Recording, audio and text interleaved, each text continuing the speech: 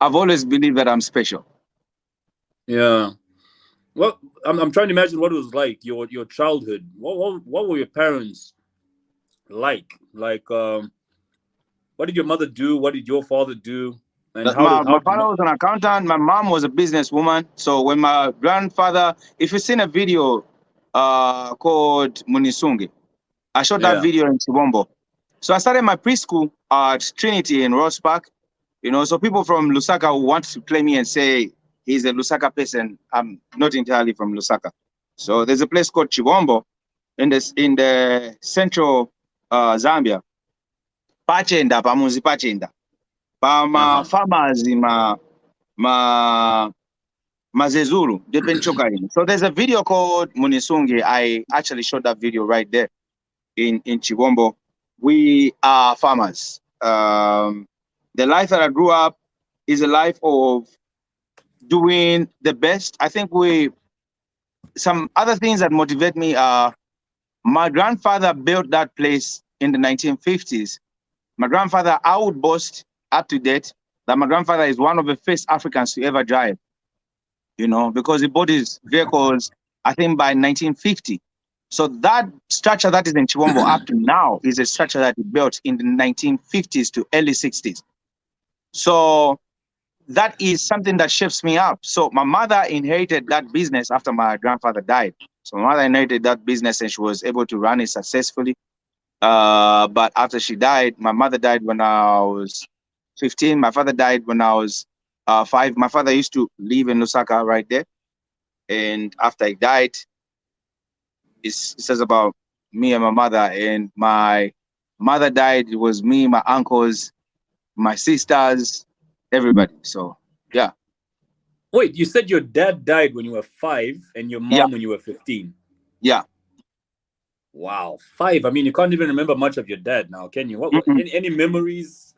All I know, people tell me my father used to wear a lot of suits, and they say he was a very, very smart guy. I'm not a very smart guy. You know, they say my father was a extremely smart guy. Just started having a CQ, yeah. Yeah, CQ is too fresh, too clean, man. Smart maningi. One time because he went to the funeral, and you know, back in the days, went to the funeral. My mother's side, he was wearing a suit, so they had to test him. They said, you know what, this guy can't be wearing a suit here. Let's give him a shovel. So they gave him a shovel, and nobody grabbed it from him. Once he went to saying that at the Bali was just busy, like in a suit. He took off his jacket. Everybody said, no, he's silly. He can't come to the funeral like this. That depends on boys. Now, speaking of which, it's like CQ. What's his name? Sorry, it's like he was meant to be born in another country, man. The way the guy dresses, the way the guy behaves. I mean, going to a funeral in a suit, that's so American, right? It's a funny story, though. Yeah, and then man. your mom passed on when you were 15. What are your fondest memories of your mother? My mother was a hustler. My mother was a Shona woman that if the workers didn't want to work, she'd get on a tractor and she'd drive the tractor. My mother was a hustler. My mother would sell anything from makontena makukino vikulu vimadram makukino vija to alcohol. You know, that's what we are famous for. I'm from the Chenda family. So anybody, Wama telephone directory, 27481. And that's the number that I still have. The number that I used to dial when I was younger, you know, our telephone number for Chenda Bar. So my mother was a hustler, man. She showed me how to find opportunities in any way. My mother was, you know, she should get anywhere and make things happen. You know, she was that type. Because we were big farmers and we're still big farmers up to now. So she sell the maize, she do her different types of businesses. My mom had been to Congo before people knew about Congo. My mom would go take my container, Vichani. Vima container vima drum vija va blue vija vima drum va makukinoyo kupeleka ku Congo kuja you know, she was a hustler, man. She told me that it's not women that are supposed to sit at home. My mother told me that a superwoman has to do anything. And you know, one funny thing about her is Besekonda to my canvas penango. So Navana to my canvas 9 part. You know? Besekonda to my canvas penango. I remember one time when we were at school in grade 8, I think some guy tripped on me. You know, so my mom came straight from the I saw the car parked kusogoro kwa school pa Chombo High School. And then she came out. She was wearing tumakeni vatwa so nikumbuka na katolo so ni shikuli na ma black jacket huko wachoka straight munda maya. You know, coming to sort out the issue. What's going on? You called me. I had called on the payphone, you know, back in the days. I called on the payphone. I mean, Chabo Lakso Mapush was our head teacher at the time. So she came in. That's how I remember my mom. Superwoman. She wouldn't care like, okay, what is it that I'm just, if something that is worth to do right there, she'll get up and go and do it. My wanga says vachipale nisembeni wa mayo antwenango watu wapesa kuna kangwe pangono. They wouldn't do much, but my mom was a hustler, man. Hustler. Yeah, that's deep, man. And then, I mean, you lose your dad at 5, you lose your mom at 15. You're still a young guy. What does your life look like from the age of 15, especially between 15 and you becoming a young adult in early 20s and independence? What does your life look like in those times? After your mom dies. I was feeling lonely sometimes, and there's something that really would have killed me is self-pity. Okay. So you start feeling sorry for yourself. You start feeling like you're the only one that these bad things have happened to. And unfortunately, so many people, self-pity kills them. I had too much self-pity. If my uncle didn't tell me to say, look, you lost your mom, but you have us. You know, we can't do exactly like your mom would do for you, but you're a man, you have to get up and go. Get up and do certain things. I wouldn't be here. A lot of people feel sorry for themselves every time, and they blame God. They blame so many people. If we chula, if we mama tata shara fefino kai life ya kosa wakamba ula paper fe wanwako na chichibuku wanwako na shani. That's the way they take life, but life takes you the way you take it. You know, losing parents or having any situation that you're in, it shouldn't stop you from achieving your dreams. I'm the type that my uncle would tell me, Tanonga, hey, you're going to school, here's money for you. And I tell him, Uncle, I already found some money. Thank you very much. And he's so shocked. I'm 19, 20. I'm like, oh, nachaka piswe kwaso uncle. So don't worry, I'm going to do this. And he's so proud of me. But still, the thing that would kill me is the self-pity. I would feel bad, my mother, my what. It took a long time, to tell you the truth.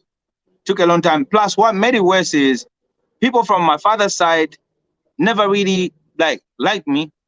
I remember one point when I was younger, napa 15 miles up, fupi napa Lusaka. You know, that's why people will be asking me, like, where's the Nswana name from? The Nswana name is from my father's mother's side. The mom to my dad was Nswana, and the dad to my dad was a Tumbuka guy. So it's like my father was left by his dad. My dad didn't leave me, but when he died, nobody from his family really looked at me like, I doubt they even know I exist. They just watched me from TV. So actually, back in the days, and I never used to call, my mom never used to register me as Tanonga Nswana. I was Tanonga Chenda. I changed by myself to put myself because I wanted a belonging. You know, so I think that thing killed me a little bit in my heart. I would say, why don't those people like me? You know, I remember one point when I was younger, there was a lot of hunger in Zambia. I asked my grandma from my mother's side, because my mother's side, they are, you know, worthy people, you know. So I asked my grandmother, I said, Nipempa ko mpase ko medicine nipeleke ko bantu pa 15 miles. I was very young. I must have been maybe 10 or so. because I knew that the Nswanas needed my love. No matter how much I tried to bring myself close to the Nswana family, they never really, So we took the 90 kg bags. I remember I was young. My grandmother gave me. We drove with my uncle. Kupeleka na few ya wambie banga tapeleka kupeleka to the other side, but those people never just really accepted me there. So I let them loose. I think that's the other thing that really contributed much more to me having the self-pity. But after growing out of that, I was like, my mother's family is wealthy. They take care of me. They do a lot more things. And these other guys, they don't want me. It's not like I'm wanting something. I just wanted belonging. So, I had to let go of that and come to terms with it and just believe in, I'm already born. So let me do my best. Yeah. So that's something I've never spoken about. Yeah, that's really deep, man. I'm trying to understand your family setup here. You mentioned, if I'm getting this correct, your mom's surname was Chenda, which is what you used to use, right? Mm-hmm. And your dad in Swana. Yeah. My dad also used his mother's name. You see how they say generational cases. My father also used by his mother's name because his father left. His father was a Tumbuka guy. So left this guy to a Lenja woman to, groom. And my grandmother loved me so much. If she wasn't blind, I know I would have been so spoiled. But but she loved me so much. Tbwoy, I'm trying to figure out. So, like that happens a lot when one side of your family, could be from the dad or the mom side, doesn't really like you. Did you ever try to find out why, or did you just not give a shit? I was comfortable. My mother's side loves me up to now, and the other guys, I reached out to them many times. They never really showed any interest in me. Right now, my father has the head woman, I believe so. She's a head woman. Mapa many paja pa katuwa side paja. That's a young sister to my mom, but she's never called me.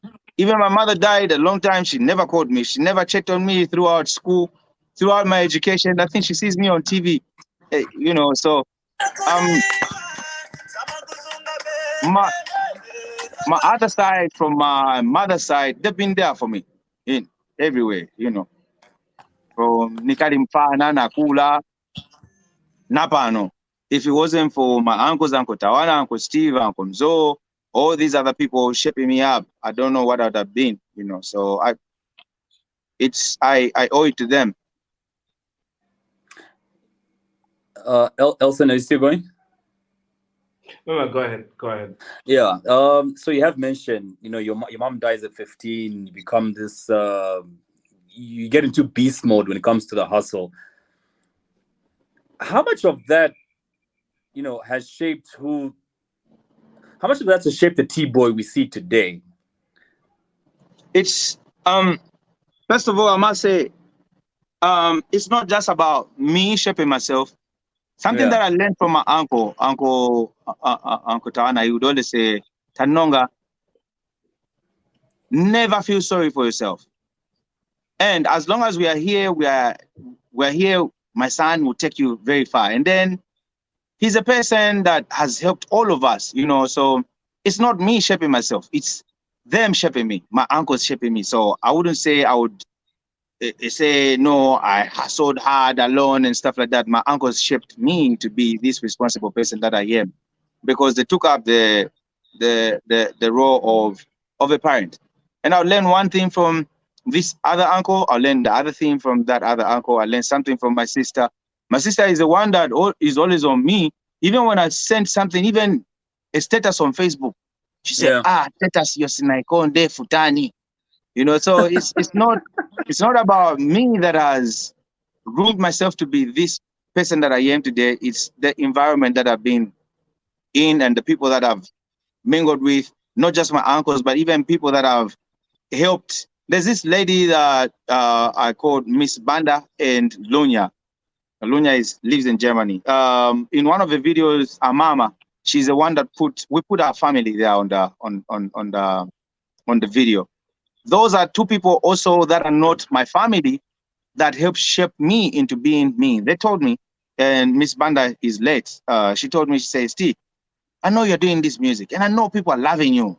I know you are one of the biggest artists right now in Zambia, but do you know that there's going to be a point when people won't love you, won't go so crazy about you the way they're going right now? Do you know that you're going to grow old?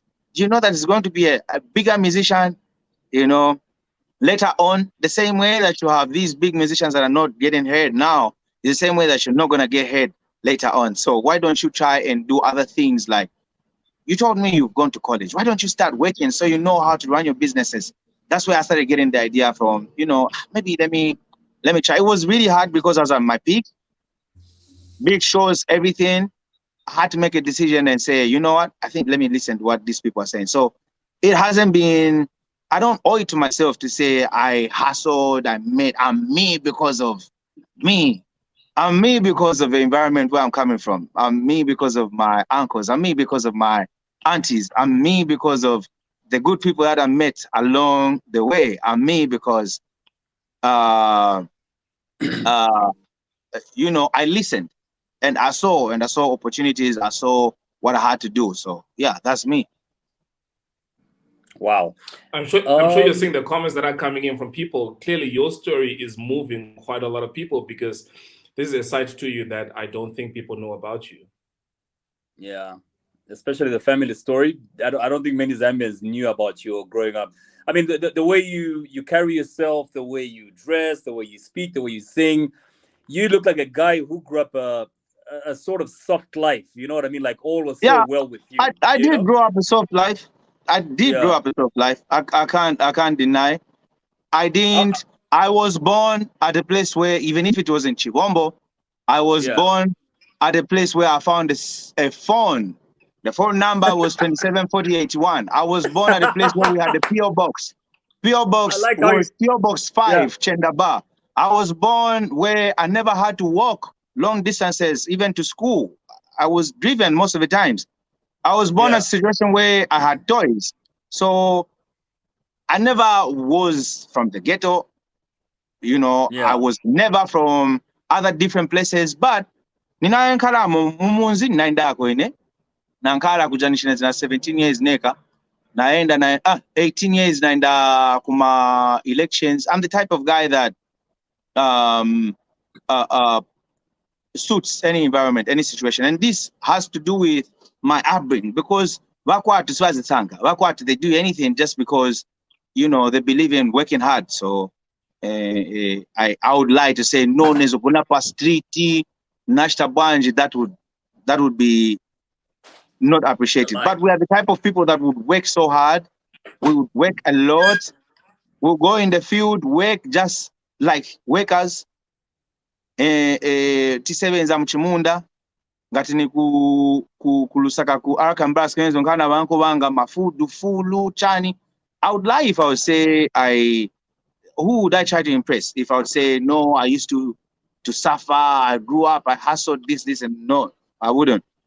You know, I would be lying. But I never took advantage of a situation that because I had people to pay for me for school fees, I should just sit my ass down. Sorry for that language. I should just sit my ass and say, no, these people are going to pay for me. Whenever I had something that I had to do, regardless of Nikumunzo or Nikut, I had to go and just do it so that, you know, I just help out. Because I realized that if somebody is doing something for you, you do not need to take advantage of that situation. And I grew up just like that, you know. So I tell my uncle, oh, yo, uncle, I think that something. And you say, what's that good? You know, you'd be so excited and you pray for me and say, you know, I wish that you go on and do your life. The first time I ever went to a place where I never had electricity in my life was when I was Nezo Bankila Kandalama. I had my uncle that was going to pay for me. But I said, no, let me go. Nanda kuma registration of voters somewhere in Chiwombo district. So I stayed there for 2 months alone. It's 18-year-old that just completed school. At 17, actually I was 17. 17-year-old.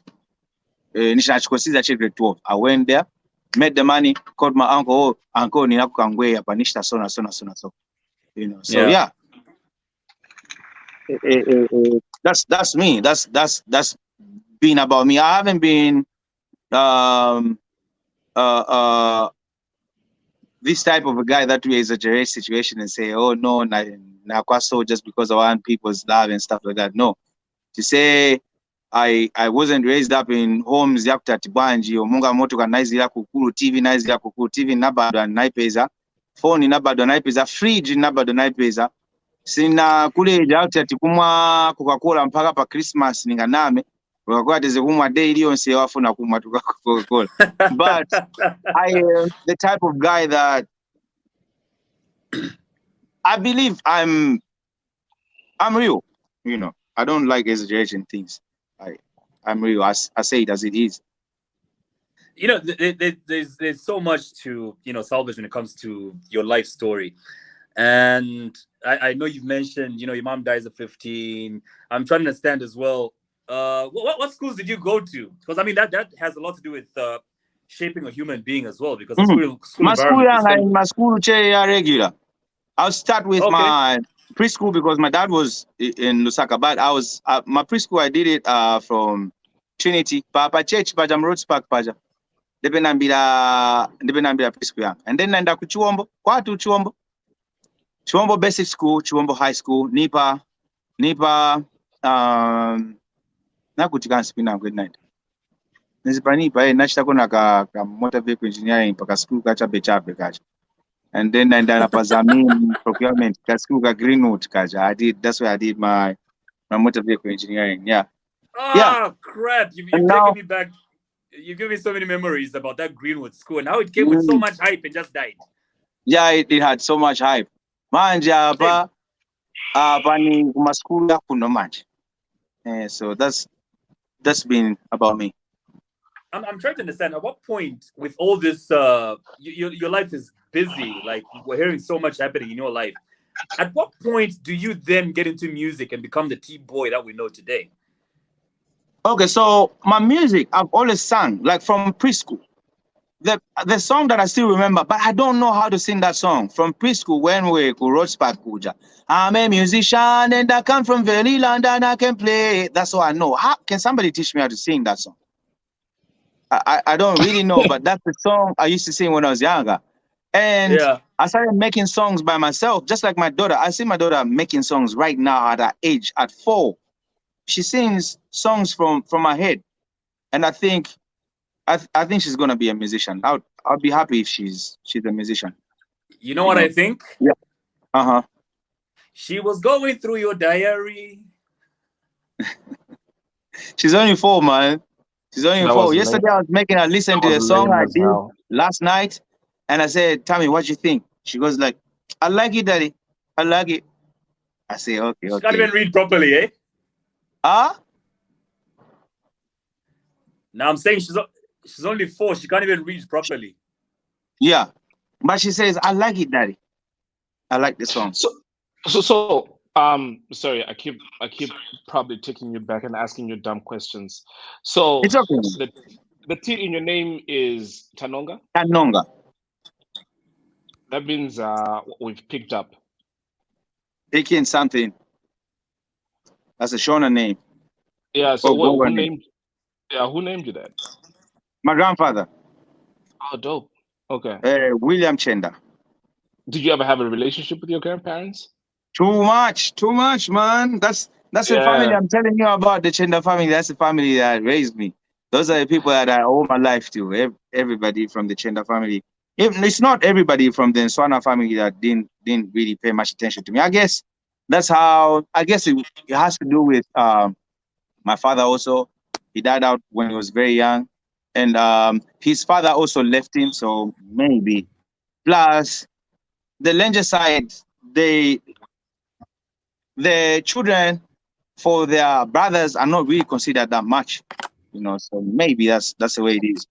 Man and man and they went the tradition, but they follow the matrilineal side. So yeah, you know. So I guess it was my dad's dad that planted that seed. My dad's dad left my father, Mr. Mkandari. I don't even know where the hell that man is. I don't know if he's alive or not. So yeah. There's something about kids that were raised, well, not raised, but that had a relationship with their grandparents that always have a different outlook to life. I had an extremely close relationship with my grandparents, my paternal grandmother to be specific, and I was an asshole growing up, bro. And if there's any one person that I never wanted to disappoint, it was her. So despite the bullshit that I've done, if it ever got to my grandma, is when I realized that, nah, you know what, you're fucked up. So I kind of understand where you're coming from in terms of what that relationship meant to you. I always wanna, every time I try to make a song for my grandmother, Natalia Malunga, I fail to make it because there's so much that I wanna say. She was a lovely woman. I can see her image right now in my head. She was a lovely woman, and a lot of people named their children just one day. In our blue what they named their children after her. They said, "I'm going to name you Natalia." Natalia. There's so many Natalias now because of they loved my grandmother. So they wanted they wanted their children to be, to have my grandma's name. My grandmother was very prayerful and she believed in hard work. She never believed in handouts. Yesterday, I posted something on my Facebook where I said, "Where did you meet me?" It is so humbling that most of the people that were sending messages yesterday were telling me how much I gave them this, I gave them that, I gave them over 1,000 comments. People are just saying, "I met you, I was stuck, you gave me this, I met you, I was stuck, you did this, you gave me shoes," stuff that I don't even remember. But because I grew up in a family that believes in sharing, I grew up in a family that believes in giving stuff to people that are less privileged and people that are. Let me tell you one story about me. The other thing that I might forget. So there's a guy that lives in Canada right now. His name is Marvin Banda. So Marvin and I were at the same school at Tbwoy High School. So Marvin had a rough time, at Tbwoy High School. I had disabilities of my school. Now even my mom wangapewa nafa. Nina 4 corner in it. One of the first people who got 4 corner in school. So Marvin had a tough time at one point. So I gave him a packet of sugar, 1 packet of sugar. After giving Marvin 1 packet of sugar, I forgot about it. We completed school. Marvin followed me in Helenkaunda. He says, "Yo, T, at Tbwoy, the day that I ever went to the bowling alley, I was with Marvin. He bought me alcohol. He asked me what I wanted to do. I was a musician. I told him, "Oh, I'm a musician." And he says, "Yeah, I know you. You've always sung. So what do you want me to do for you?" Then he says, "I want to sponsor 1 video for you, but tell me how much so that I can also come in halfway." So Marvin was the first person that was in 2006. Marvin was the first person that jump-started me to doing my music video. I think he must have given me 500,000 kwacha then. The guy that I gave a 2 packet kg sugar remembered and told me, "Do you know why I'm doing this, Kanonga? I'm doing this because you gave me that packet of sugar when we were in high school." And now we laugh about it like, yeah, boy, but we not cheat Vija. So from that 500,000 kwacha, I went, hustled for a bit of money. I put it up together and made a video that flopped, never went anywhere, but that was a kickstart line. I decided, okay, after napanga video na album yanga flop, what is it that I'm gonna do next? So the little things that the people have done for me, that I've done for people, make me realize to say we need to keep being kind to so many different people, because you never know who's gonna help you tomorrow.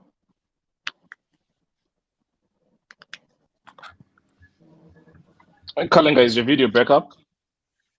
My video is breaking? Yeah, I'm back. No, I'm back. No, it's not. No, it's Kalenga. He's in that bush somewhere. I'm in Kasama right now, Yeah. man. Yeah, but I'm quite literally I'm in a bush in Kasama right now. I mean, look at technology, how we can be all over the world and still have this commune right now, yeah? Imagine that. And I'm in Livingston. And what state are you in? I'm in Florida. Oh, Sunshine State. Yes. My man, please don't get Disney is just close to me, man. Disney is close please to me, don't like 10 minutes drive from here. don't get shot because Florida has got some crazy ass people. Tbwoy, how do you I'm sure you know let's talk this about though, your right? music. Alice lives in Florida too, doesn't she? Yeah. And so does Trump. Yeah. Oh, you had to bring that up. Yeah, you're amongst great people and idiots, bro. Yeah, man. Yeah, you're creating the balance. Yeah, Kalenga, you were saying. No. I was just trying to understand Tbwoy's experience with the Zambian music industry. You had relatively good hits. I think your biggest song being "I Miss You" featuring Chef 187. When it comes to music and you reaching that level, I'm trying to understand now. With you being in the army, are you still, doing your music thing? Before we even talk about how you ended up in America, can we talk about your music experience in Zambia? I'm here as a musician. I'm not here as Tanongan Swana. I'm here as Tbwoy. I wouldn't be here if I stopped doing music. So I'm still a musician. So yeah. Zambia music has shaped me. Zambia music has helped me do so many different things. Yeah. Zambia music has made me travel. It's opened up my eyes. A lot more different things are changing right now. We see so many people getting million views in one day, a million views we're changing and we're getting there. We see so many people, like last year, the album that I did, which is called Wisitamika. If you listen to my whole album, Wisitamika talks about how I will end up in America. So I knew everything. Wisitamika says, "We came to conquer." You know what that means? We come in here to conquer. So when you listen to my album, it gives you the energy. When you listen, it could be you. Mulungu sasanka bodalisa anachikondi fulu. I was talking about things that I knew were going to happen. So it's all about positive vibes. Unfortunately, people will only appreciate the music if it's done by somebody else. The approach that I had on the album was to make a music that has a traditional feel. So when you listen to my song like Beautiful, Beautiful is a song that I had to blend in the dancehall, urban type of sound, plus the old Kalindula sound. When you listen to the other song that features Shefi, also it's hip hop featuring dancehall and fusing in R&B. So that's what I was trying to make. Unfortunately, fortunately, it didn't receive that much love. And I knew from the very start, I knew that this is an experiment. I'm making this experiment. People won't understand this, so they'll not probably, respond to it the way that I think they will, because it's new. But look at what Sampa has done now. She's come up with the same type of song that has ended up on a big movie. And all of a sudden, we're seeing people now, they're appreciating that type of sound. So Zambians are appreciating things, but sometimes they wait for other people to show love. That's when they come in. So I hope that the people that don't think this Tbwoy here is going to make it big in the music, I hope they don't say they knew that I was going to make it big when I'm already big in America, because the possibilities are there. Where as long as God is alive, as long as I'm still alive, I might make it big, and I'm going to make it big. So ngati balindira basala swatotera ino time, it might be too late kubotota. Zapezeka ati watota waniclaim anishi nina passport inango, ni sensa passport inango. So nikutotera manje pale. Yeah. So, dude, in what year did you move to America? I've been coming to America for the past like 4 or 5 years now, but it was really, really hard for me to make up a decision between staying in Zambia and staying in America. I was thinking, what am I gonna do now? Do I stay in Zambia? Okay, in Zambia I have a nice fan base. In Zambia, I'm able to do different things easily and this and that. So I kept on thinking, what am I gonna do? And to make it worse, people would always scare you. They say, when you decide to live in America, America is very difficult, this and that. But it's difficult. Sometimes it's easy, So it just depends with with your luck. Just depends with how God has blessed you. So I decided So to the move completely here last year in June. So I was working for the Food Reserve Agency. So I decided, let me just go and put in my resignation. So on the 29th of May, after my birthday, I put in a resignation and I said, I think I'm done. So I had to move here. Yeah, completely. I didn't want to say, okay, one leg this side, one leg the other side. I said, okay, let me completely just leave everything. So I left everything. I gave out everything. There was a day I just woke up. I said, let me give out all my suits. I was calling random people on Facebook. Like, do you want a suit? They say, yes. Okay, let me meet you here. Do you want shoes? Yes, let me meet you here. So that's when I decided, let me move completely. I didn't want to leave shoes or other things that will say will keep me getting back to Zambia. I said, okay, for Tbwoy, now, yeah. What car do you drive now?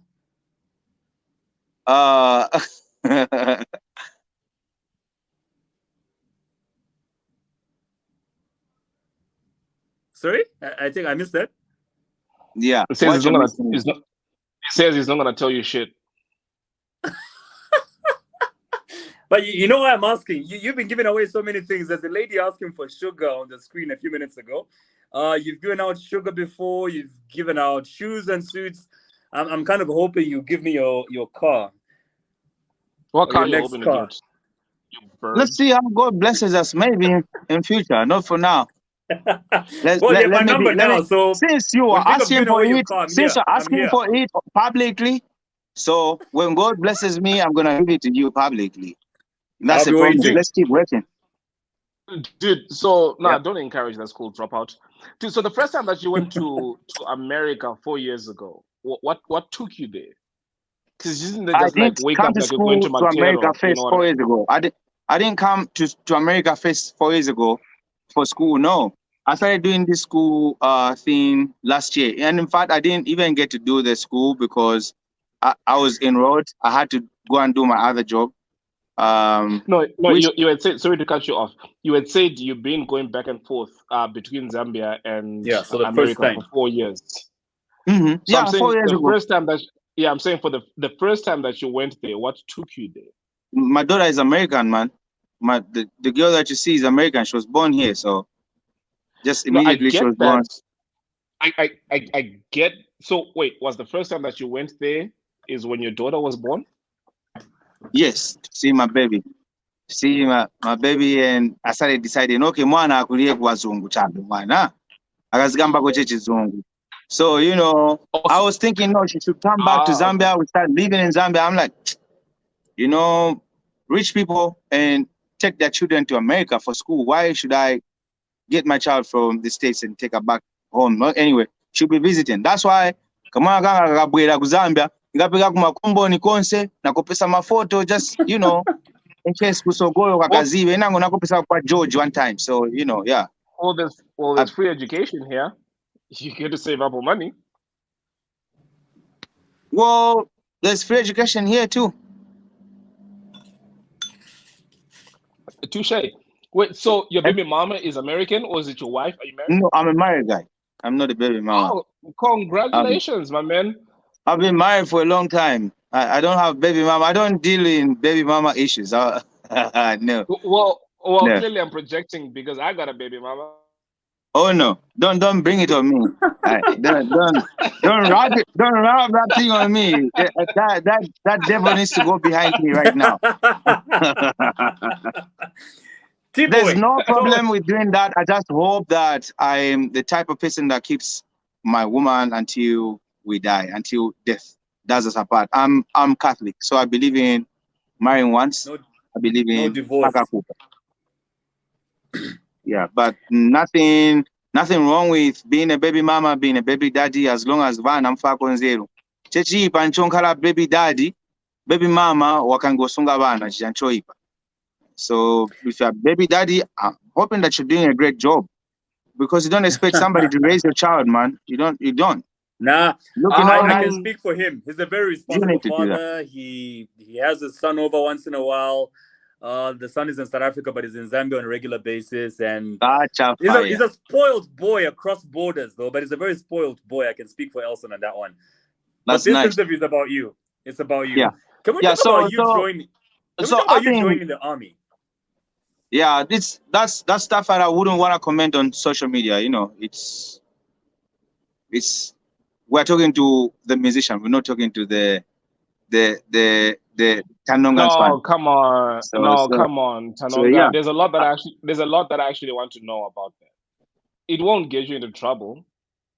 No, it's not about getting me in trouble. It's about me being comfortable, because I do not want to drive that thing to say it should be the reason why people should watch this because they're trying to, you know, U.S. Army and stuff like that. Yeah, I'm a member of. But you see, the point of that Zed podcast is to take people behind the curtain, you know, to get to know you a little bit better.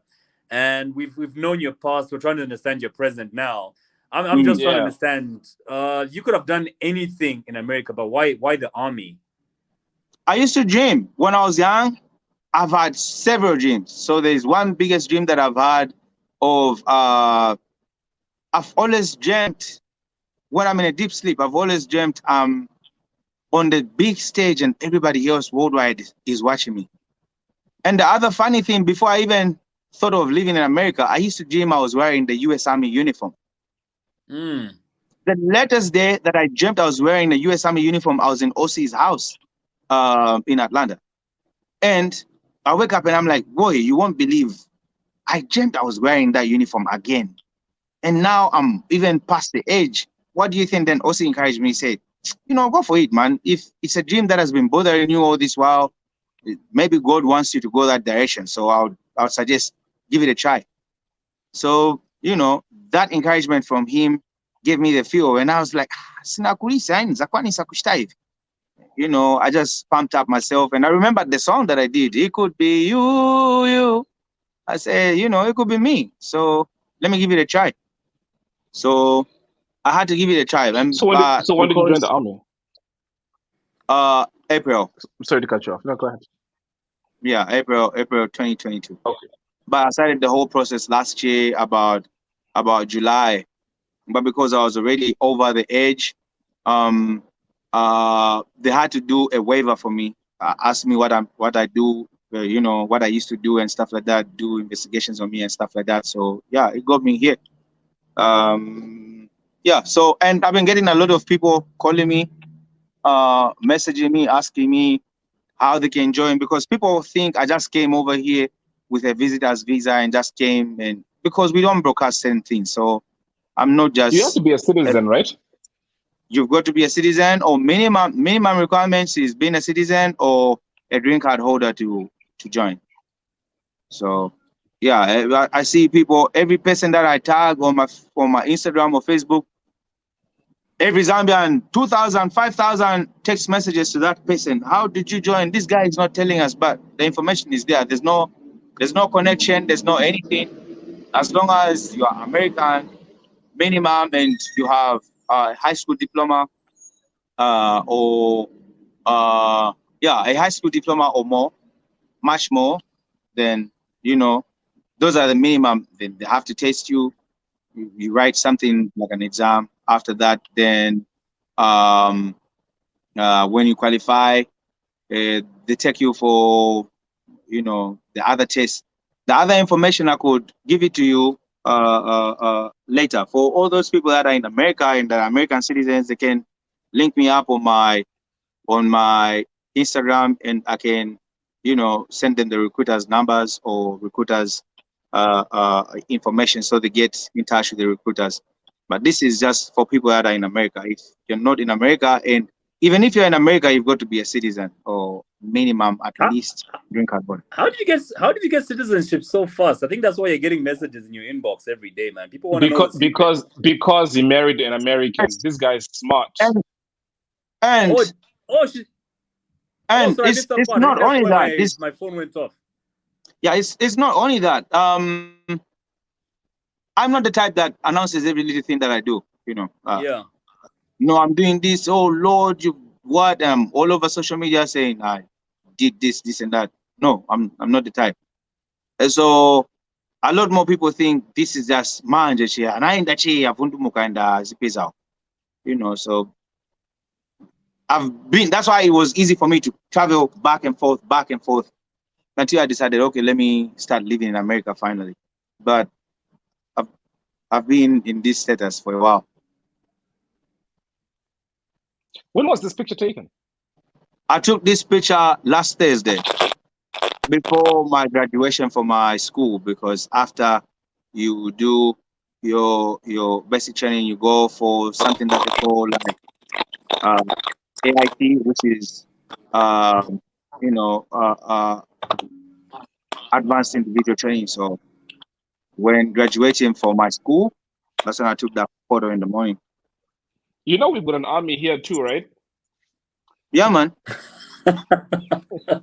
Just saying. Just saying. I'm just saying. Do what you will with that information, brother. People choose what they want. You did mention. People choose where they want to be. So you did mention that when you were registering, you were above the age, and they had to waive that in order to get you recruited. How do you even manage those things, man? Because I know Americans, when it comes to principles, they're very hard. No, a waiver is not something that Simadilo. It's not a connection. A waiver is something that says, yes, this person is above the age. They ignore part of something. Yeah, this person is above the age, but because we see the qualities that this person has, so we've decided that we're gonna have them by our side. Yeah, so that's what the waiver does. Yeah. And for me, motivational wise, is I wanted to do something that is different, something that I'll have to say I conquered. Like my song, "We Came to Conquer." Something that I will be proud to say I conquered this. With God's grace, by anything. I'm a firm believer of God. So I say, even when something doesn't seem normal to people, it's gonna be normal in Jesus' mighty name. So yeah, we had to do it. And I was the oldest everywhere. I was the oldest in my platoon. I was the oldest in my class. I was the oldest everywhere. So, I kind of liked it that way, because for me, it's changing the life. For me, it's the people that believe in me. I did these things not entirely for me. I did this thing for somebody that feels lost out there, somebody that feels like their life has ended, somebody that doesn't believe in themselves and feel like they can't do something that they always wanted to do. That's what I did that thing. I did that thing not only to inspire me, to inspire many other people.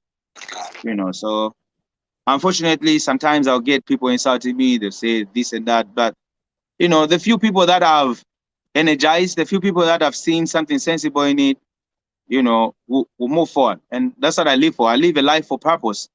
Me, it's a purpose. What is it that I'm going to be called for? Well, if I died today, how many people would be happy that we got here? That's why I live my life. You are scared, right? I see you looking around. That's Florida. Yeah, no, I'm not scared. Why would I be scared? Well, I was checking who's come. I'm not scared. Why should I be scared, man? Oh, see, because it's Florida, brother. It's crazy as people that side. Huh? I'm saying because it's Florida, we're crazy stuff that side. Dude, so here's what else I want to find out. What we're still talking about.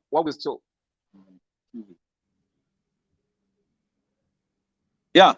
What's going on there? Is that the landlord? Yeah, talk to me. You're breaking. Was he? Can you hear me? You're breaking up. I can't hear you. We can hear you perfectly, buddy. Yeah, I can hear him perfectly as well. Yeah, talk to me. Between you and Alice, I'm starting to think that America has got shitty internet. Yeah, me too. America is what? It has got shitty internet. I'm saying between you and Alice, because we had similar issues too when we had a conversation with Alice. we would swear that your internet comes from China. Maybe, man. Maybe, huh? Yeah, but we can hear you. Maybe. So wait, so what's your plan? Are you planning on staying enlisted in the army? Do you have a different path that you feel you'd want to take later on? I cannot say that, unfortunately. I've been answering everything, but I cannot say that. That's up to God to decide. I move Yeah. I move when God tells me to move. I do not move alone. Unfortunately, Nasi Akudara Paja. I move when I hear a loud voice or a soft voice in my head. When I'm sleeping and I dream about something, that's when I move. I move with a purpose. I've stopped moving by what I feel. I stopped moving by what I see people tell me, do this. I move when I hear God calling me and say, yo, move this way. I stopped questioning God. So yeah. All right, interesting. I'm trying to understand something here as well. Your citizenship arrangement, how does that look like now? Are you like a dual citizen of Zambia and America? Or are you American now? What's the story? That's something I can't comment. Wow, we reached a segment called I can't comment. No comment. Yeah, well, it's something that I can't talk about for now. There's gonna be a time when I'm gonna talk when it's appropriate.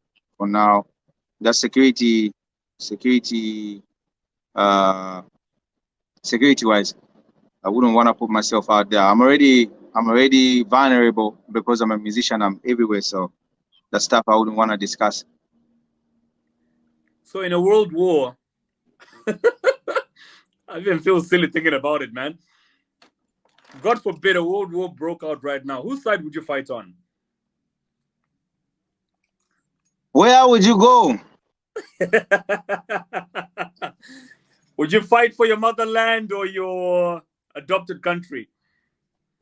Allegiance to America. I'm an American soldier. That answers my other question then.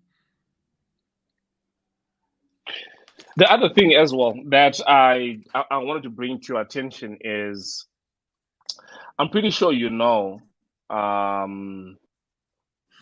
what history has shown of how America treats its veterans, the people that have been in government, in the army, and especially after they've been discharged or they leave. A lot of them are homeless. A lot of them have got PTSD. A lot of them develop mental illness. So you know what we're gonna do next time? Next time that we're gonna have another. Let's make a session. Let me make things easy for you. Can I get somebody from the recruiter side, somebody that you're gonna interview with regards to that? I can't be talking about things that I haven't experienced or seen for now. So that would be like me jumping the gun. So for now, I would be happy if we start to me being a musician and doing the music stuff, and I'll be very comfortable because I don't want to end up lying. Look, we are. I hear you, and I'm 100% happy to do that. This is coming from a place of love, obviously. That this is something you need to safeguard. I've had a bunch of friends that were in the U.S. military, and they've come out fucked up. So even if you haven't seen it, it's something you just need to be cognizant of. Yeah, I haven't seen them, and I can't say much about people. Everybody, I mean, there's teachers that we know, there's musicians that you've seen. Musicians are fucked up. It's nothing to do with what they've experienced and stuff like that. You've seen musicians that are poor today. You've seen people who were teachers, they ended up poor. You've seen different people, so you can't put it on one particular job and say, no, people are fucked up. If you're fucked up, you're just fucked up for real. You'll forever be fucked up. Don't blame it on anything or anybody. So I'm not in a position to say something because I haven't seen or experienced anybody fucked up. So, but I've seen fucked up musicians. I've seen fucked up teachers. I've seen fucked up mission professions. Yeah.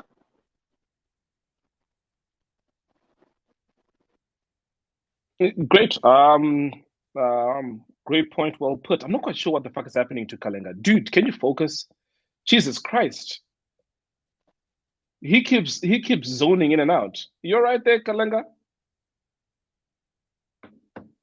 Yeah, sorry, I was just trying to get bundles. I ran out. I didn't quite prepare myself properly. Sorry. I'm a bandit. Okay. Imagine, but I've managed to hook up And now. you, No K pressure. Plus. And you, K Plus. Yeah. How is it that you've been supporting me from the day you knew me? I'm asking you a question. How is it that you've been supporting my music from the first day you knew me, and up to now? What is it that has made you support me? Why didn't you stop like the rest of them? Why are you still here?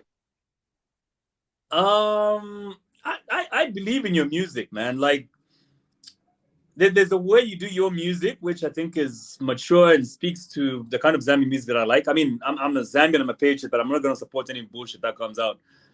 And I like supporting quality. And you've been churning out quite a number of, songs I would deem as, having that je ne sais quoi. You know what I mean? So, and my personal favorite song by you, I think many people's favorite song by Tbwoy, I Miss You. No, I'm not telling you, that would be gay on so many levels, but I Miss You, that's a song I really enjoy so much, and I can sing along to every lyric of that song.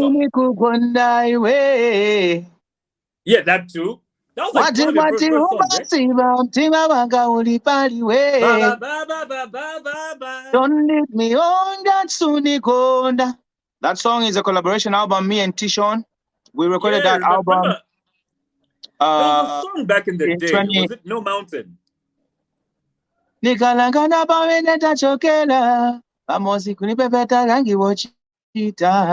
no mountain I can never go away, baby. You're my number.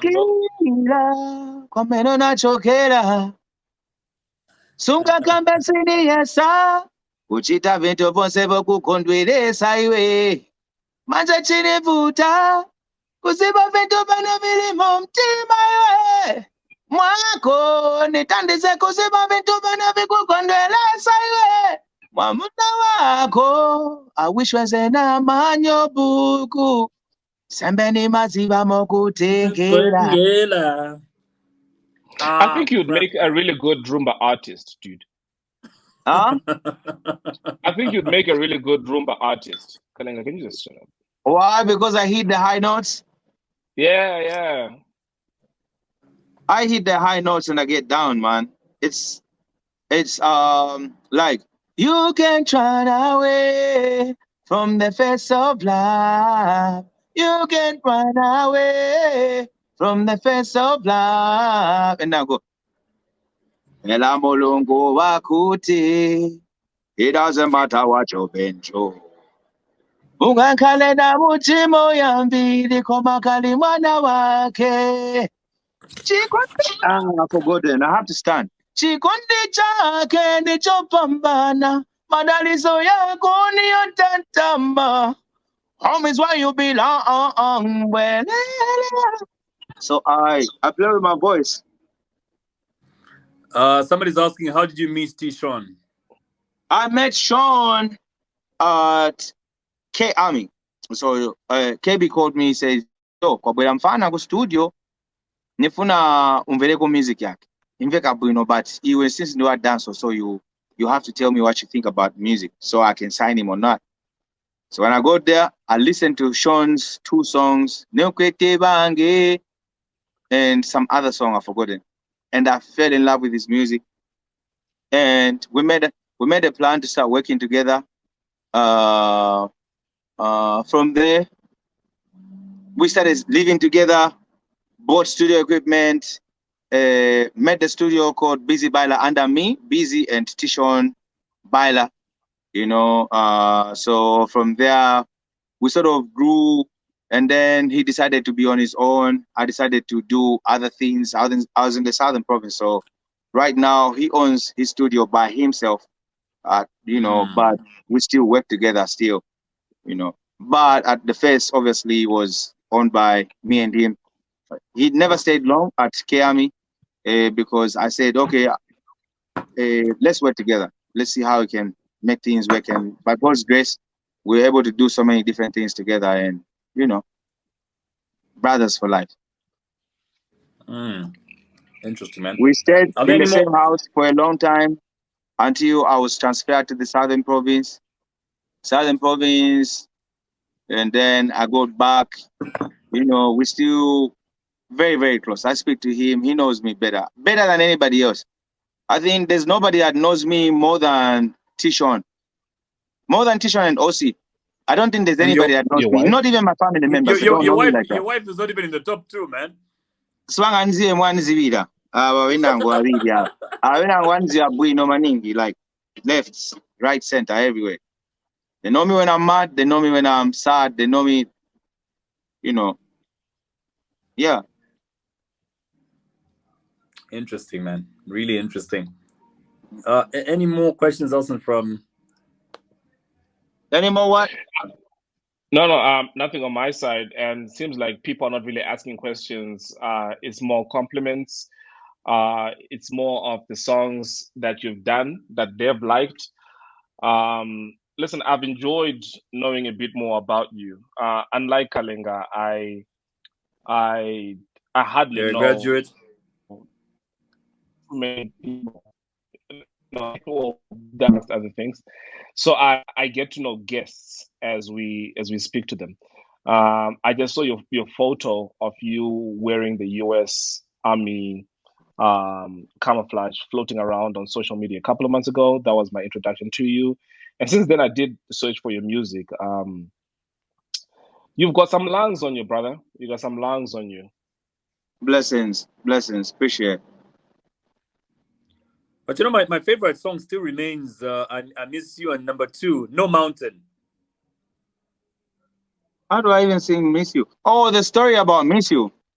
So I decided, Sean tells me, yo, T.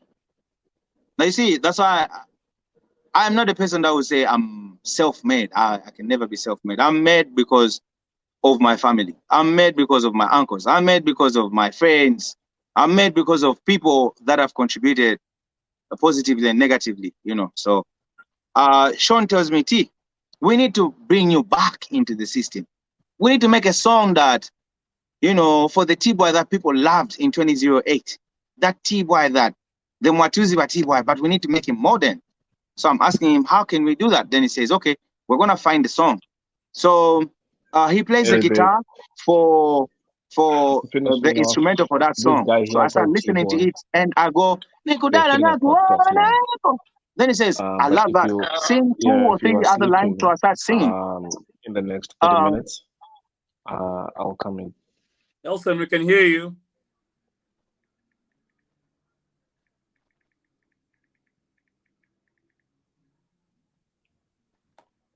Hello? Yeah, I can hear you. Yeah, so we made the Miss You song. Sean starts playing the guitar for me and I start singing, but then he says, I like that. So he says, what are you gonna sing about? And I'm like, I'm gonna sing about my woman. Then, you know, she was my girlfriend, my wife. Then he says, okay, instead of you singing about your woman, why don't you sing about an ex? Because nobody sings about this. Why don't we try and make a formula that's gonna work? So the old Tbwoy, we mix him with sing about an ex, but you don't sing about your ex, you sing about how you miss a stage. Imagine how you miss a stage, imagine how you miss the people. So, you know, we say, okay, since we're looking for a song that is gonna reintroduce you back to the people because you haven't been doing music for the past like 3 years, imagine this is a song. So we're gonna make a song that will sound as if you're talking to a woman, but you're talking to your fans. You know, so that's how we decided, okay, we're gonna make it like this. That's why when you see the video starts out with me lying on the road. Yeah. In the morning. That shows me waking up. It shows my music was almost dying, but I'm waking up now. You know, and I start walking slow but sure, and I start making those dances. It's going. I'm saying, do you miss me, baby? Remember those days? I'm imagining in the crowd and people that love my music are loving me one more time. You know, so that was an experiment that we had to make. And so talking about my fans, but at the same time talking about more like a missing an ex. you know.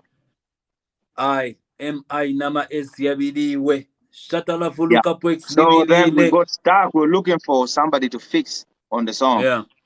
Yeah. Namvera njala chizungu chanilemesa ukamba ati bwanji tienda hapo manje nende ngati nsima nalema Ama bundles are trying here Tsungu.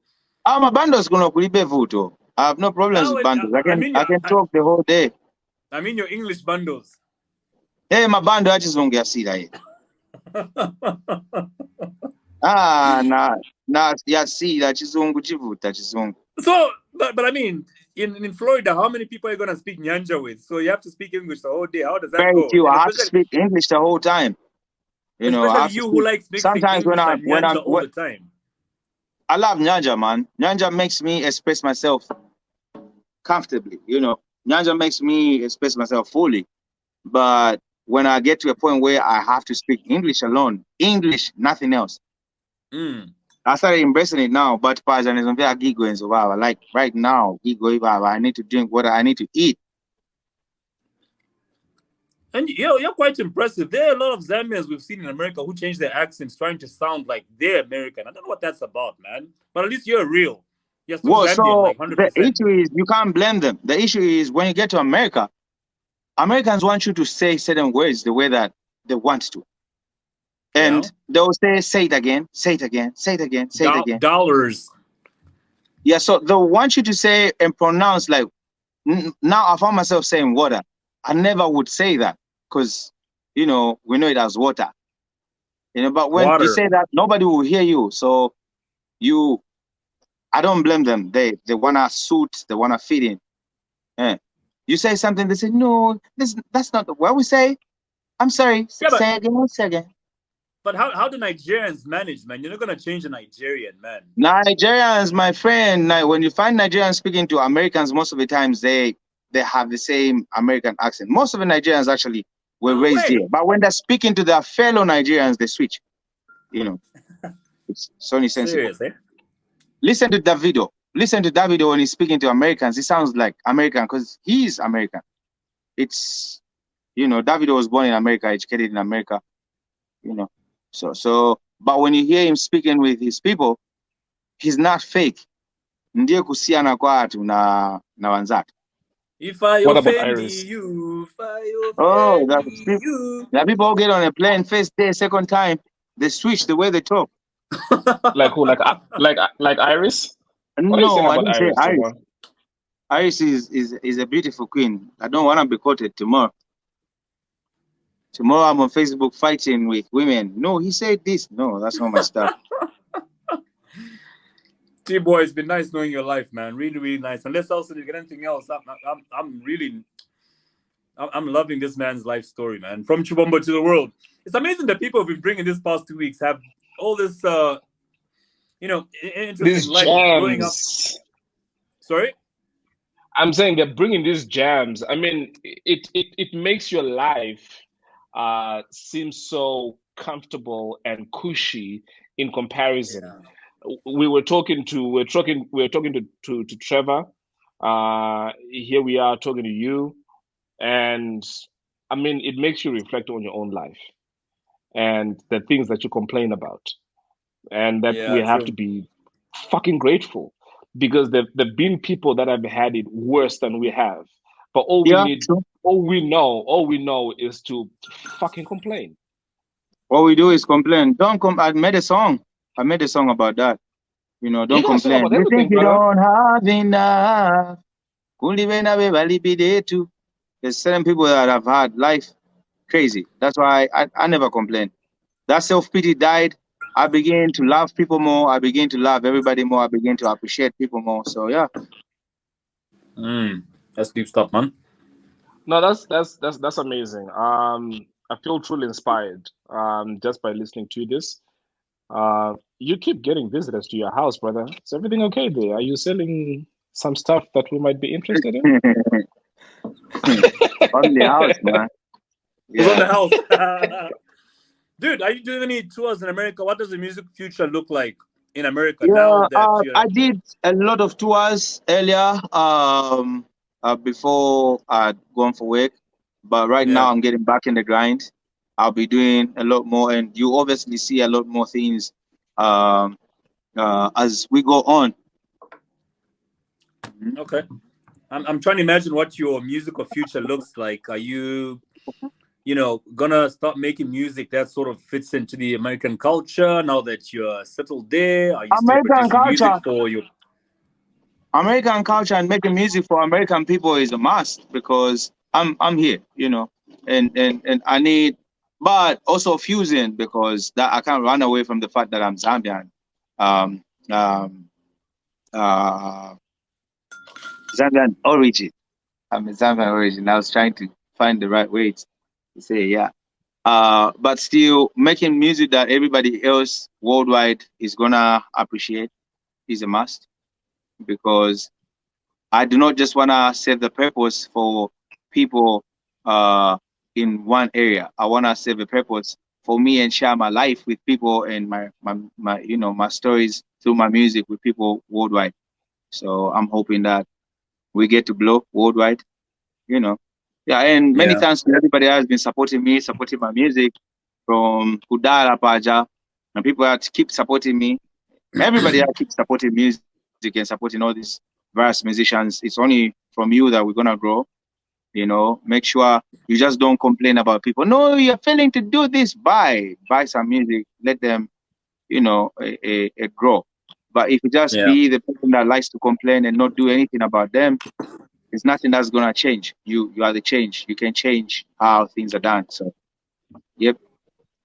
And what's this pregnancy issue that everybody wants to find out about today, man? What? This pregnancy issue that people want to find out about. What's that about? Pregnancy issue. Yeah, there's a precious Tembo who's asking about the pregnancy. No. What exactly do you want to say about pregnancy? I left somebody pregnant in Zambia or something? I should know. From the sound of things, yeah. I left somebody pregnant. Let them call me. I am half sure now. We don't reject our children. Let's go for DNA if at all I have a child out there. But there's a story Dude, where you look like. No, go ahead. So sorry to cut you off. Go ahead. There's a story where there's a girl that I was dating. She said she was pregnant for me, and I was taken, we charged this and that, and the baby was born very, very, very colored. So that's the reason why I stopped taking alcohol. Actually, I'm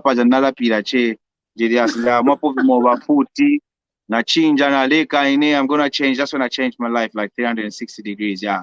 So maybe that's what they're trying to talk about. Yeah, that happened. It broke my heart, but I still had to move on. You don't think about killing yourself because somebody cheated on you. Your life is important. You get more beautiful souls out there, so protect your life. And if somebody cheated on you, they're fucked up. It's not you. Move on.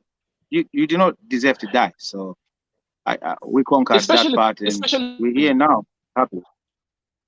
Especially for men, we take cheating seriously. Like it's very difficult for a guy to forgive cheating.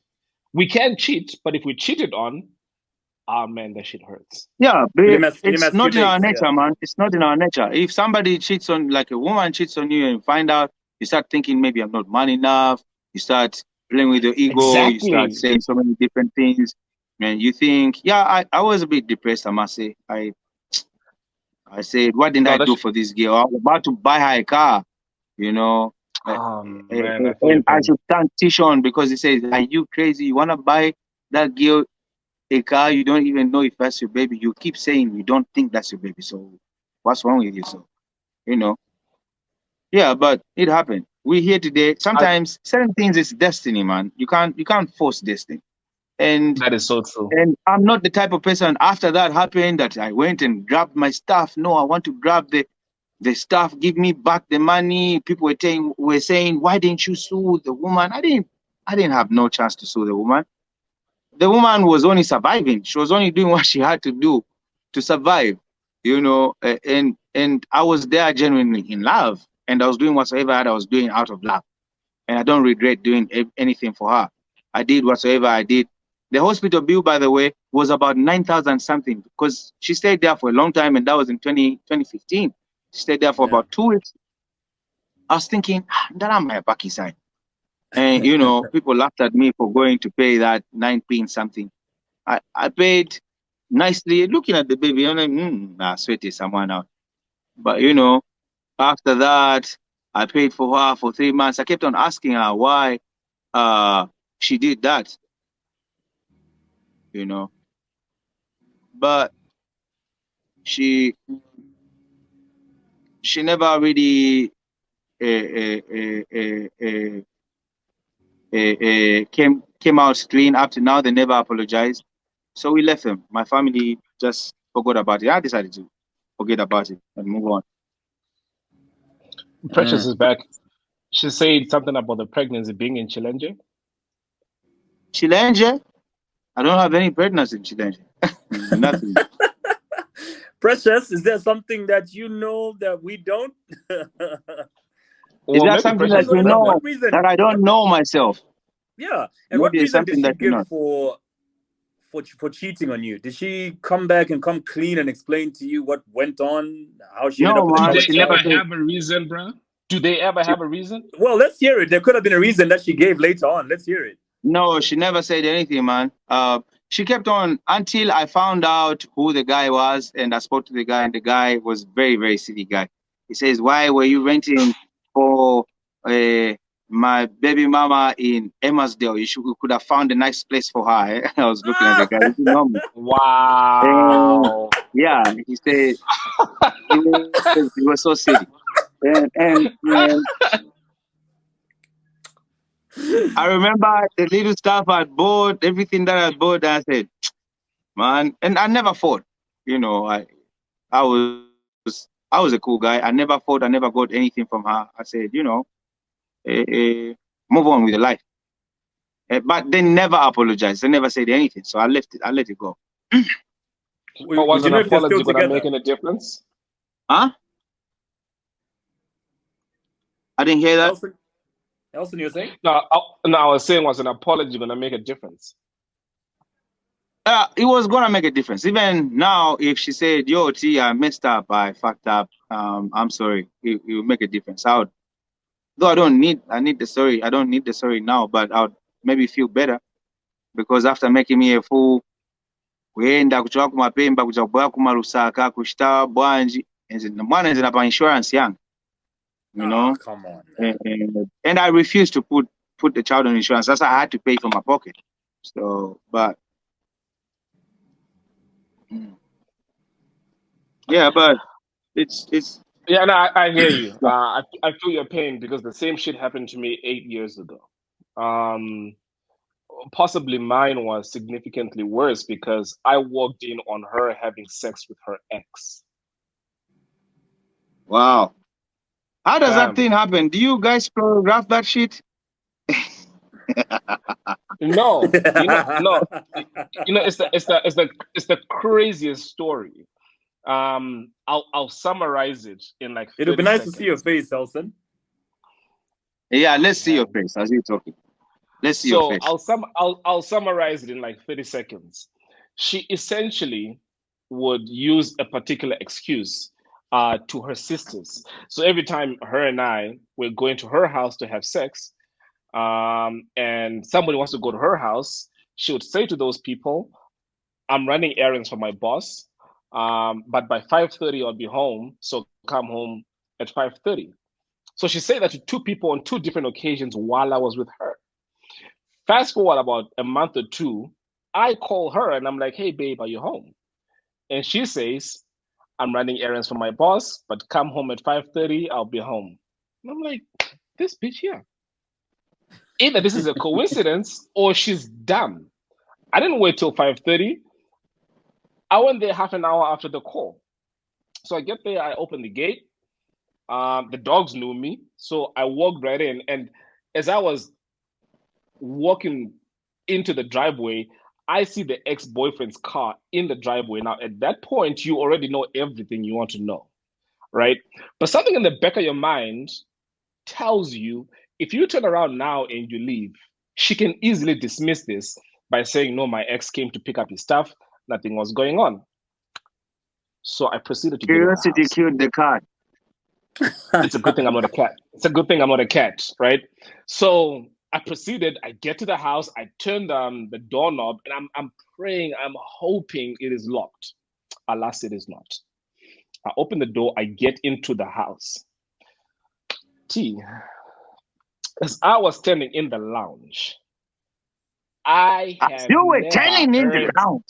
Let's put some dangers there. Person scream like that. Louder than she's ever screamed with you. Louder than she ever screamed when she was with me. So you were not doing your job, man. You were not doing your job. Guy. You know, in that moment. You don't, me and you, we're not doing something sensible. That's why. You know, so a lot of things. Yeah, a lot of things. Yeah, so I'm in the lounge, right? And the setup of the house is, so you get in through the lounge. To the right is the kitchen. There's a passage, and the first door to the left after the lounge is the bedroom. So I get right to the bedroom. I crack the door open just a little, and there they are. They are having sex. And I think I stood there for 10, 15 seconds. And in that time, there are so many thoughts that get into your head. What did I not do for this chick?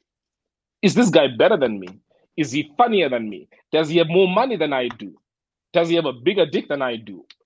Like, so many questions get in your mind, right? And eventually I figured, if I stand here a second longer, I'm going to go to jail. So I mustered up the courage and I got the fuck out of the house. But before I did that, I recorded myself standing in the house with the moaning in the background, because I knew the person that I was dealing with, that if you confront her with no proof, she was going to spin that shit and accuse me of lying. So as soon as I left the house... The machine ain't big enough, so you should go and see people in the village. Look, it probably isn't. It probably isn't. I'm happy with what I have. You know what I mean? You need to see people in the village, man. I can give you some numbers. You go and see the 7 hours guys or something. You know, we need to work around that. I'm comfortable. I'm comfortable. Thank you. I'm good. I'm sorry to hear that. It's something that somebody will laugh about, but it's something that is really, really sad. And sometimes... I'm trying to hear what lie she attempted to tell after that ordeal. Yeah, let's hear that. Maybe you had somebody tell you something. What lie? What are you saying? Because when you said you see them, you recorded the audio. So when you confronted her later, she probably had some lie. Nah, it gets interesting. So at 5:30, she calls me. She was like, "Nigga, I told you to come to my house at 5:30. I'm like, "Well, bitch, I'm on my way." So I get there, but I'm there to get my shit, right? So then I get there, and she's in the kitchen, and I go straight to the bedroom. I start packing my shit, and she sees me in the lounge getting out with my shit. And she says, "What the fuck are you going?" I'm like, "I'm leaving." She's like, "And your shit?" And I'm like, you know what? I took my phone out, and then I gave her my phone with that video recording. And she was like really light in complexion, and her face just turned red. I took my phone and I fucked up. Yeah, I took my phone and I fucked up. But I will tell you this. Sadly, and this is the first time that I'm saying this. It's a part of why I'm going to therapy. It's two things that I'm going to therapy for. But on that day, something broke in me. A switch flipped where I never wanted to get close to a female again. Me too. For a long time, it was like I couldn't eat. I couldn't have any sort of feelings. I couldn't trust. But what helped was knowing that, you know, shit happens. And just this way, the strength when you're Christian. Christians believe in a second chance. You know, second chance, not for that person, but second chance for myself. Say, I had to love again. I had to give myself chance again. I had to, you know, make myself happy again. Look at this motherfucker here.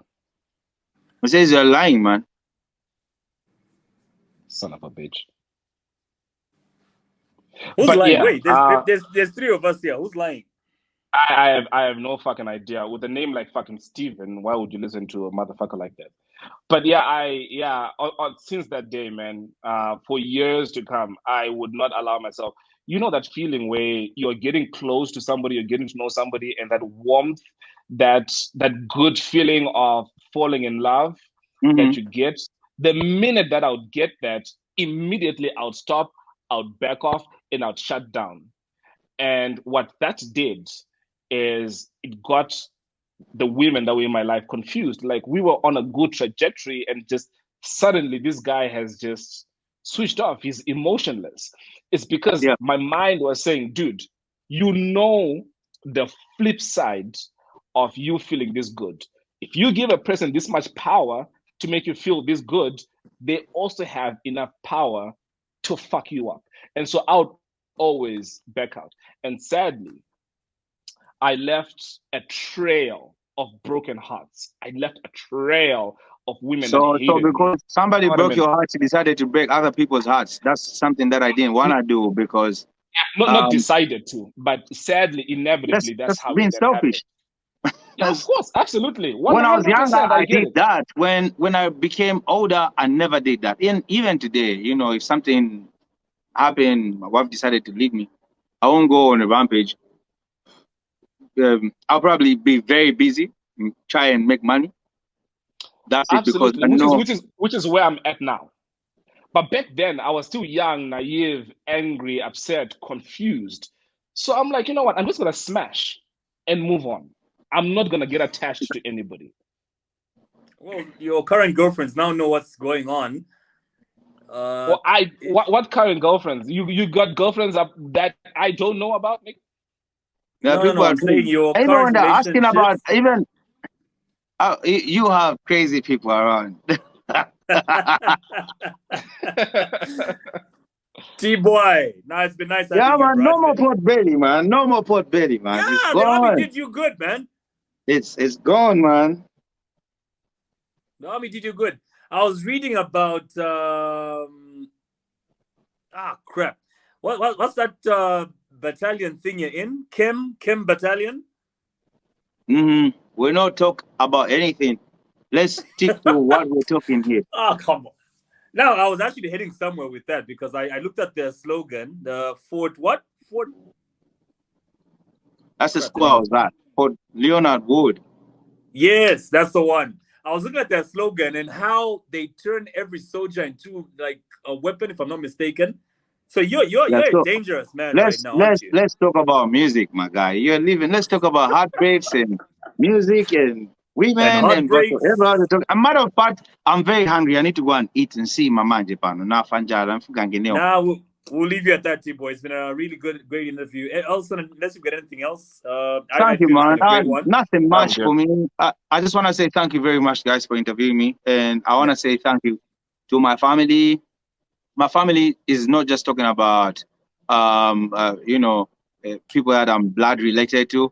I want to say thank you to everybody that considers me family, my Facebook family, my fans, and everybody that has come in contact with me. I want to say thank you very much for the positive vibes, even the negative vibes, you know.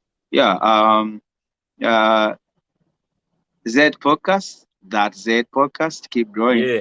Big up yourselves. This is going to be large, you know, because it has no filter. It's coming out. People are bringing themselves free, and you know, I wish I could bust up a blunt right now, but I don't do that anymore. Chop knuckle, bro. Chop knuckle. I don't do that. You know, I'm not a Rasta. I'm a Rasta man with a bald head. Yeah. But many thanks to everybody who has been supporting my music over the years, and a lot more. Let them go and subscribe to my YouTube channel right now. There's a lot more music that I'll be releasing. There's something that I was working on last night with Michael Brown, very talented guy, produced by DJ Dro and Tishon also. Yeah, so blessings. Awesome. All right. Awesome. All right, Tbwoy. Elson, Thanks a lot, my man. you can go back to your therapy. Tbwoy, you can go to your Nshima. I am in Kasama and I'm going to explore. Bye. Wait, before you go, Kalenga, where you going? I'm going. Sit your ass Yeah. back down. Oh, we're not done? No, we are. Before who goes, I'm going to eat Shima right now. No, Before it's okay. No. I was saying to Kalenga. No, that's fine. No, we're done with you. No, that's I can cool, get the brother. fuck out of here, right? Yeah, you can click on leave. You can click leave. Okay, I've just kicked him out. So listen, just a quick one and a quick reminder. Yeah, a quickie. I can't do those, bro. We have got a new podcast that'll be coming with Dr. Naeem Dalal, which focuses on mental health. We haven't chosen on what days it will air, but it'll air once every single week, just like this. We're gonna have the first podcast that we're going to shoot this coming week, but it'll be a series. It'll focus on different types of. Do you think maybe we should leave it to a vote to our viewers? Maybe we say we pick Wednesday. I don't know. Wednesday's too close. Let's do Thursdays. I think so too. I was gonna suggest Thursdays. Thursdays, same time, 15 hours. Yep. So look out for the very first episode that is going to come, and let's get our mental health in check. Yeah, especially after breakups where you find your ex being fucked. Ish, my man, that shit fucks you up. Fumbani. Just shout out to my bro, Fumbani Simwaba in Ndola. Yeah, I see you too, bro. Nice one. Yeah, so let's do that mental health podcast Thursdays, 15 hours, and until that one comes up. Friday, please, for mental health podcast. Prudence Nams. Now Thursday. Prudence, are you related to Victor Kachaka? Ish, bruh. How crazy was that Enoch news, man? Oh yeah. I talked. Well, it's been a very difficult time for him. I've been talking to somebody really close to him because we've been trying to get him on the podcast, and he has said, because he promised me that he was going to come on the podcast before all of this happened, he's still going to fulfill his promise, but he just wants a bit of time with his family. He's been spending a lot of time with his family. And that's your dad, Victor Kachaka. It is Ituru. I saw songs from him, man. Comedic genius. Yeah, so anyway, Enoch Mwepuso, you get so distracted in seconds, like a like a child. That thing up on the screen, man. Like a child, like if I dangle keys in front of you, then your ass suddenly is distracted. Why did you bring it up on the screen? Why did you bring it up on the screen? Because you're supposed to be professional. You're supposed to finish your train of thought. Professional on my ass. This is Zed Podcast. Anyway, so Enoch Mwepu says he will come on. We just give him a few more days. He's trying to spend time with his family. This news has hit them hard, even though he knew about it before. It was weeks before it was announced, but he has promised that he'll definitely come on. If not live in November, then we can still do it online before he comes. Can you imagine? I'm about to show you a comment, which sadly Mwizukanji also agreed with. Look at this.